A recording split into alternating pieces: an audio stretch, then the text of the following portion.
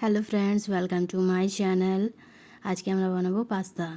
দেখে নিন পাস্তাটা কী সুন্দর হয়েছিল। দেখে নিন পাস্তাকে আমরা গরম জলের মধ্যে ভাপিয়ে নিচ্ছি। অল্প মতো তেল দিতে গেলে লেগে যাবে না, ভালো ঝরঝরে পাস্তাটা হবে। তার জন্য তেল দিয়ে দিয়েছি অল্প।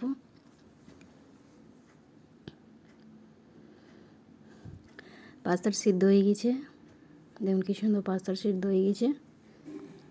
এখানে পেঁয়াজ, লঙ্কা, বাঁধাকপি, গাজর কুচি করে নিয়েছি। কড়াইতে তেল দিয়ে দিলাম।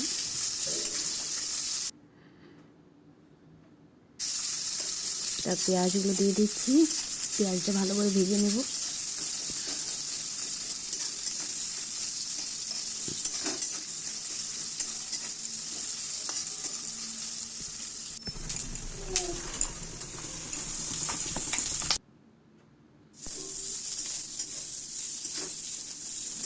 পেঁয়াজটা ভালো করে লাল লাল করে ভেজে নিচ্ছি।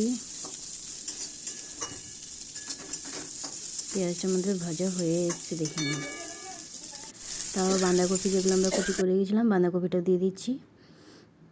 আর এখানে আমরা অল্প মতো বাদাম দিয়েছিলাম ভেজে করে, খেতে টেস্ট হয়। দেখুন গাজর, লঙ্কা সব কিছু দিয়ে দিয়েছি। এরপর ভালো করে ভেজে নিচ্ছি।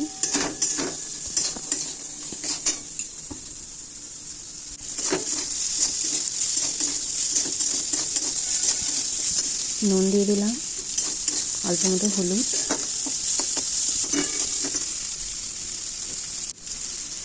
পাস্তাতে ভাবছেন কি হলুদ কেন দিল? হলুদ এমনি একটু কালারের জন্য দিলাম, খেতে ভালোই লাগে, টেস্টটা খারাপ হয় না। ভিডিওটা পুরোটা দেখবেন, ভালো লাগে like, comment and share please. Subscribe করে দেবেন আমার চ্যানেলকে। দেখুন ভালো করে ভাজা হয়ে এসছে।